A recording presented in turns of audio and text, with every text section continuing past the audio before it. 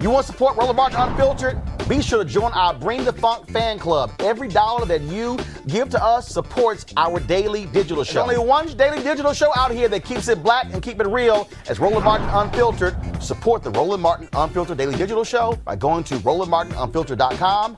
You can make this possible.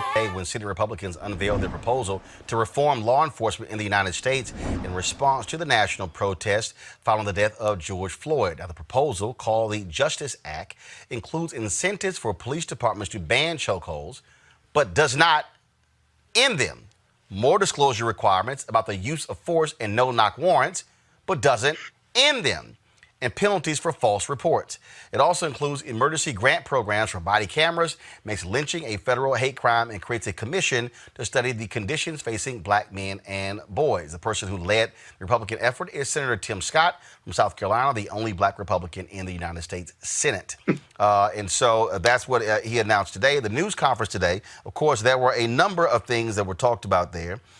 He made it clear that ending police immunity was not one of those things. Qualified immunity, that is an issue that many people have been raising. Democrats in the House have been raising. So what you now have is two bills that are going on at the same time. You have, of course, the Democrats' bill in the House, and then you have the Republican bill in the Senate. Now, we already know that Mitch McConnell has made perfectly clear he is not going to bring up the Democrat bill. What he wants to do is he wants to actually force a situation where Democrats in the Senate actually will vote against that particular bill. That's what he wants to do. Now, again, earlier today, Tim Scott took to the floor of the United States Senate to speak about this particular Justice Act. This is what he had to say. Has some stuff they need to hear. And if we do that, we'll have the votes to have a real debate next week on this bill. But if we don't do that, we'll just talk about scoring political points, and you'll go on MSNBC or CNN, we'll go on Fox, and everybody will have their chatter, and more people in the communities of color will have less confidence in the institutions of power and authority in this nation because we missed the moment. We missed it 5 years ago. We don't have to miss it now. Mr. President, as you know, I am not really into theatrics. I don't run towards microphones. I've had a lot of them this last 7 days. I don't talk a lot in conference because why say what other people are saying, and they probably said it better. I don't demonize the other side because I know that in order to get anything done in this conference, in this committee, in this Senate, you got to have 60 votes. And plus, if you have a grievance with your brother, talk to him. Talk to him. I've tried to do that. Mr. President, as I'm sure I've run over my time, let me just say that to the families I sat down with yesterday, they don't think working on body cameras is a token experience. They don't think sitting down with the President of the United States with their tears filling their eyes, running down their cheeks, talking about their lost loved ones is a token experience. The law enforcement officers in that meeting with those families do not believe that having a serious conversation about police reform is a token experience. They don't believe that co-responders for the one man who was in the room whose son was having a mental episode, who was shot on the scene, he doesn't think this is a token experience. Joining us right now is Redditt Hudson, founder of the National Coalition of Law Enforcement Officers for Justice, Reform, and Accountability, and Dr. DeLacy Davis, founder of Black Cops Against Police Brutality. All right, first off, Redditt, I want to start with you. Your assessment of this bill presented by Senator Tim Scott. He says it's a strong bill. Almost worked, man. In the context of police culture and police behavior, you can't incentivize good behavior. You have to punish bad behavior. We've tried that over and over again. Here in Missouri, St. Louis, Missouri, where racial profiling statistics come out every year, and they're horrific every year. They threaten to take away state funding. They threaten to take away any number of funding sources from offending departments. They just don't give a damn. It really is unfortunate for him to describe a moment and then miss it so hugely as he has in this instance. What he needs to do is understand that there is a remake that needs to take place right now. We can't tinker around the edges, which is what he's trying to do, and describe that as some kind of significant institutional change. And for him to describe restoring trust in our institutions, this falls way short of that. We have to have a serious remake of our entire criminal justice response, our entire public safety response, and it doesn't involve trying to bribe some officers not to devalue Black life. DeLacy. Yes, well, you know, when we give children candy to make them comply, it usually doesn't work. They simply want more candy.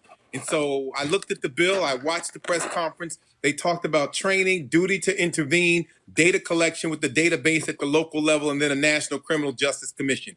First of all, we've had the Kerner Commission, we've had the Mullen Commission, and then we've had the Task Force on 21st Century Policing, which is relevant and there in place. So there's no need for another commission.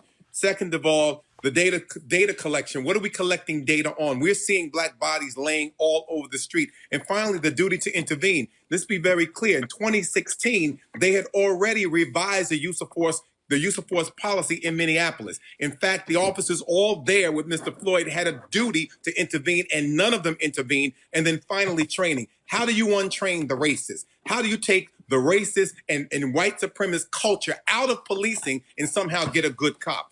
It's a horrible bill. It does not reform police. It is not accounting for anything, and it's not transparent. It does nothing.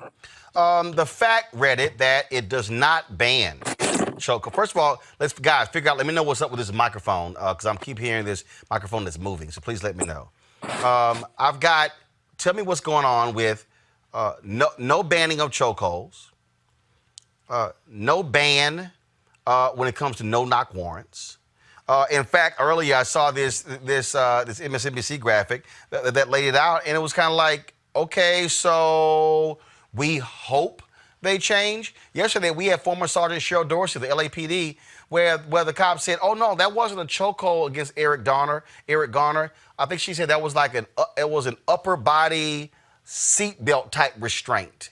I mean, that's the kind of stuff that they've said. Yeah. Man, it is utter madness, and you nailed it, Roland. You hit it on the head.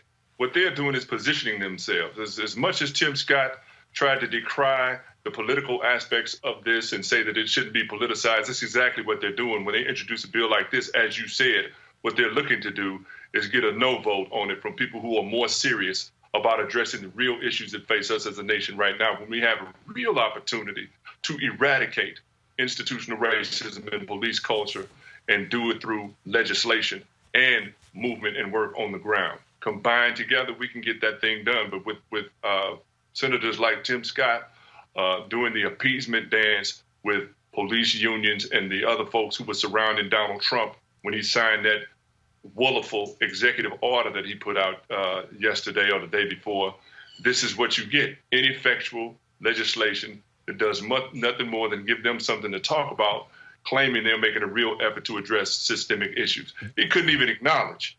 I mean, I was floored. A good friend of ours, Reverend William Barber, said he was speechless when Senator Scott said that there is no systemic racism in the country, and it's not a racist country.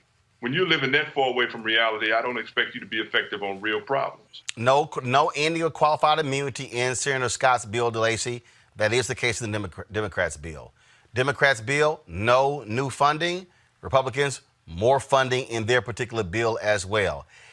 If you don't deal with qualified immunity, can you actually deal with the issue? Absolutely not, because you can't get inside of a police officer's head when he or she says, "I was in fear of losing my life." What are you going to say, that they're not in fear? You can't argue that point. It's a point that won't be argued. We know that the courts have extended qualified immunity to include police because that was not its original intent. I listened to Senator Shelley Moore Capito, and she said that this bill was pro-civil rights and pro-law enforcement, and there's no conflict. Well, therein tells you everything, because if law enforcement is killing me, black and brown people, and leaving me dead in the street, and you're telling me this is pro-civil rights, it is inherently conflicted, and the fact that they can't call it what it is, they can't talk about institutionalized racism, the fact that they want to continue to study, what their answer is, we want to put more money in for more police on the street, which is problematic. And the other side, and the community is saying, we want to defund the police, reallocate those resources, because the community is suffering when they call the police. So the people who are most vulnerable, fragile communities, and those in need of law enforcement are actually being told now in this bill, we're going to send you more cops, and that means you're going to be exposed to being killed more frequently. DeLacy Davis, Redditt Hudson. Gentlemen, we appreciate it. Thanks a lot. Thank you. Let's go to our panel. Scott Bolden, your assessment of this Senator Tim Scott bill. They're just not serious. They are not serious because they believe that the police are fundamentally good and that the bad apples are poisoning the reputation of these police officers, and that they need their political support and votes from white conservatives and whites in rural areas who believe that the police come to protect and serve, and that the police are basically good. They just have hit a rash of unintended consequences of using deadly force. Just not the case. If you look at the Democratic bill says enough is enough, and these are the changes we need to make. The police don't deserve these protections. And so at some point in time, these two bills could come together, but the fundamental premise of each bill is so far apart that you're not going to get resolution until you believe that Black Lives Matter. That if you are complicit in bad policing, then you are a bad police officer. If you don't change the standard from reasonable force to necessary force, you're not going to stop these shootings. And if you don't put money into training and evaluating who you're giving guns and badges to, then you're not going to get to the root cause of this. These are Black and white and brown police officers who have this mentality. And how about annual training or annual evaluation as to whether you are a racist or whether you believe you're in combat against those on the street, the public, when you go to the Black community or brown community? How about testing for that? Because you shouldn't have a gun and a badge and use deadly force simply because you don't have cooperation from a Black man or brown man or woman on the street. This is nuts. You see, these killings are going to keep going on. See, after George Floyd, you'd have more killing. You've had white people abused as peaceful protesters, haven't you? Something is wrong. They don't care. It's not stopping because of the protest. You're going to take legislation. You need that.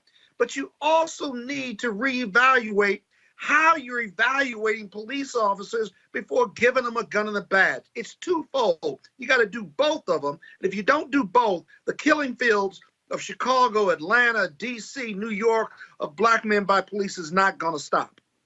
Bottom line is, Robert, again, what people want is they want change. And what Donald Trump has made clear, he does not want a bill that law enforcement does not endorse. Law enforcement is not going to endorse banning a chokehold, ending qualified immunity. They're not going to simply endorse those.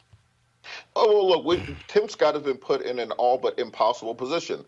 He's in charge of drafting a bill, a compromise bill, that can get 60 votes in the United States Senate. Right now, there are probably 500 bills sitting on Mitch McConnell's desk that have come over from the House of Representatives that he's never brought up to a vote. Environmental regulations, health and safety regulations, all sorts of things that we need as a nation. Tim Scott is trying to draft something that he believes can pass and can go into law. So the question is, where do you make the compromises at? Where do you go? What can we offer? What can be created where we can get something that can actually pass and be signed into law and move us incrementally into the direction of ending these practices? What we know is 5 years ago, when these things started, you got an absolutely zero Republican response or zero Republican votes on this.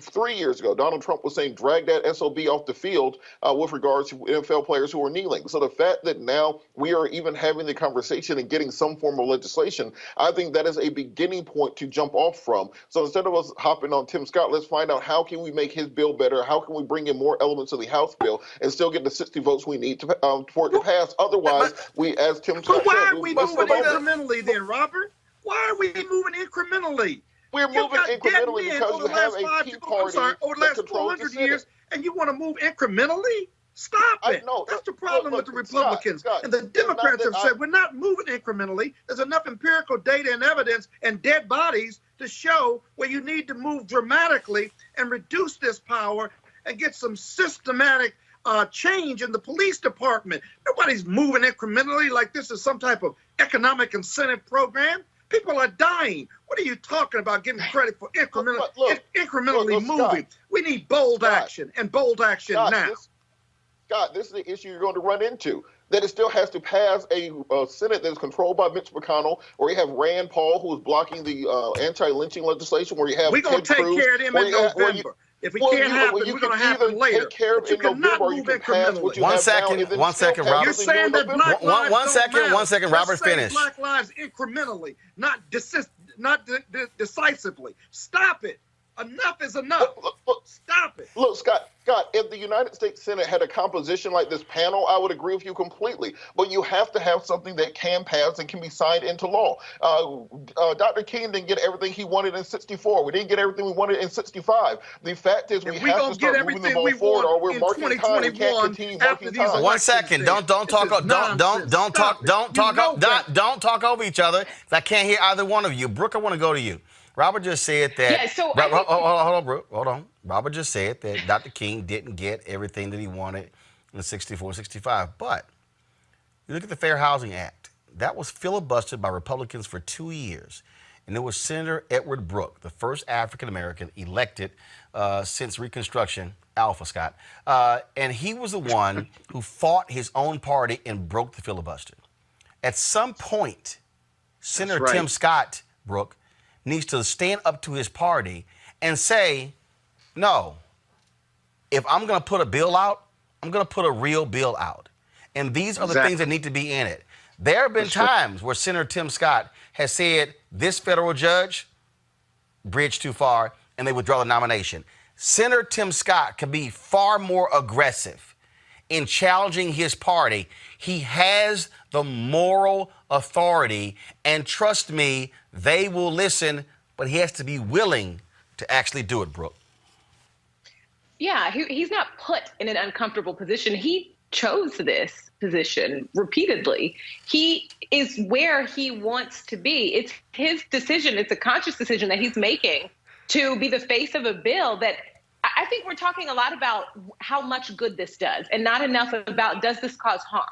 Because this bill not only doesn't really ban anything that's deemed problematic when it comes to policing right now, but it also puts more federal funds into police departments at a time where experts and activists are saying, hey, we need to take at least some funding out of these police departments and put it into other public services that will better help serve our communities and choose other ways outside of violence to help keep crime down, to help keep our communities safe. So forget about how much this helps or what little or not getting everything. Does this bill cause harm? And I think a lot of people who are focused on how much money goes into policing, I think they would say yes. This is, and again, the data is there with the dead bodies. The data is there. What else you got to study? Tell me what else you want to study about dead people and dead black men at the hands of rogue cops, bad cops, violent cops. What else do we need to study? Yep. More dead bodies. Stop it. Well, again, we can wait till 2021. We can wait until we get the Democrats. Here's the deal. Fine. Here's the whole piece. Allow the Senator Tim Scott bill to move forward. Let's see if it actually passes, if Democrats have courage to say, no, this bill is not good enough. And then watch the House pass their bill. And then if Mitch McConnell chooses not to bring the House bill up, Mitch, that's on you. And we remember that when he's running for re-election come November. All right, folks, back to our Roland Martin Unfiltered video in just one moment.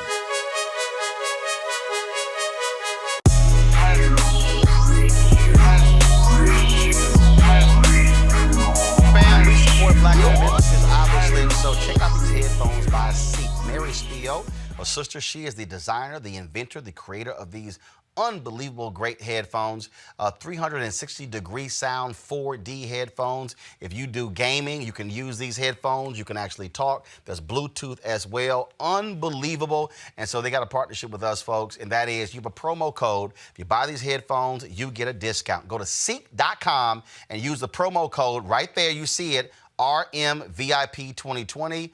RMVIP 2020. And so we certainly want to thank Mary Spiel and the folks at Seek.com.